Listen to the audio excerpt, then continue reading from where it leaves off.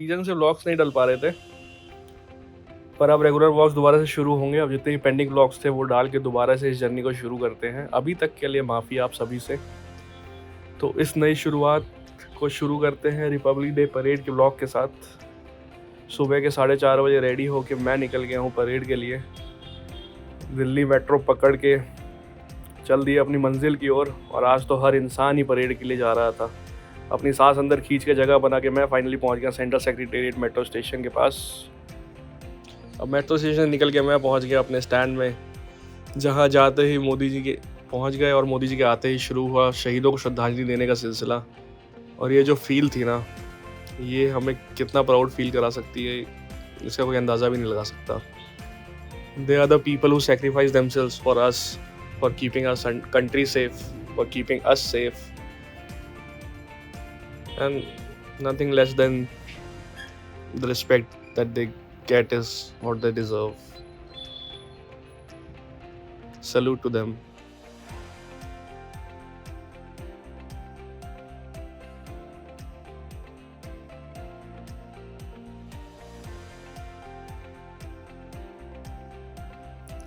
अब परेड की स्टार्टिंग हुई फ्रेंच रेजिमेंट के साथ। ये रिचुअल होता है कि जो चीफ गेस्ट होते हैं उनकी कंट्री की परेड के साथ स्टार्ट होती है परेड। उन्होंने अपनी रेजिमेंट दिखाई, फिर शुरू हुई हमारी रेजिमेंट्स की परेड। और उन्होंने दिखाया क्यों वो देश की सबसे शक्तिशाली और सबसे खूबसूरत रेजिमेंट्स में से एक है। चाहे वो वेपन्स हो, चाहे टैंक्स हो, चाहे व्हीकल्स हो, हम किसी से किसी चीज़ में पीछे नहीं हैं। और इस परेड की एक खास बात ये थी कि इनिशियली 3-4 रेजिमेंट्स को छोड़ के बाकी सारी परेड्स जो थी वो वुमेन ओरिएंटेड थी। Women were leading the parades, women were leading the regiments. In fact, it was all approximately 80% women's only. And that is just another feeling to be proud of. अब सब regiments की parade के ख़त्म होने के बाद बारी थी डिफरेंट डिपार्टमेंट्स की परेड्स की।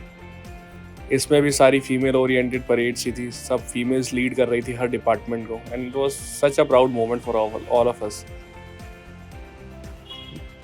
Special kids were given bravery awards as well. अब डिपार्टमेंट्स की परेड ख़त्म होने के बाद शुरू हुई स्टेट्स की परेड्स, जिसमें अलग अलग स्टेट्स ने अपने अपने स्टेट्स की खूबसूरती दिखाई। और मुझे तो बहुत सारे रीजंस दे गए और ट्रैवल करने के लिए। अपना हिंदुस्तान बहुत खूबसूरत है दोस्तों, घूमा करो और अपने इस इनक्रेडिबल इंडिया का एक्सपीरियंस किया करो। ये savings, mutual funds, SIPs, targets, promotions, ये लाइफ लॉन्ग चलते ही रहेंगे यार।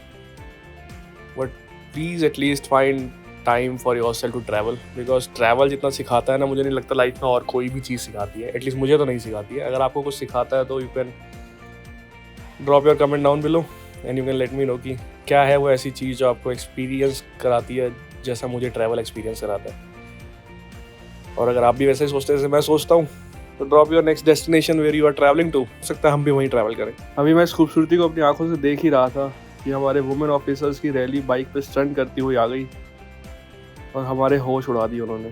हम लड़के ऐसे ही कहते रहते हैं कि लड़कियों को ड्राइविंग, राइडिंग ये सब नहीं आती है, और ये तो राइड के साथ साथ ऐसे ऐसे स्टंट्स कर रही थी जो मैं तो एटलीस्ट अपने सपनों में भी नहीं कर सकता।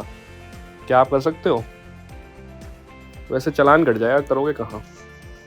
अब इन स्टंट्स के बाद आया परेड का वो मेन इवेंट जिसके लिए हम सब जीते हैं, the tricolour of our nation, जो हमें एक आइडेंटिटी देता है, जिसको हम वर्ल्ड वाइड प्राउडली बता पाते हैं कि yes we belong to India.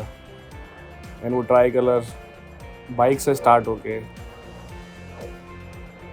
The sky high above our head वहाँ तक फॉर्म किया हमारे ऑफिसर्स ने। एंड वो एक ऐसा व्यू था जिसको वर्ड्स पे एक्सप्रेस करना बहुत मुश्किल है, बट यस ये उन कुछ फीलिंग्स में से है जिनके लिए शायद हम जीते हैं। तो इस व्लॉग को अब हम इसी व्यू के साथ एंड करेंगे। Until the next one and a regular one, we promise you that. So Jai Hind, Jai Bharat.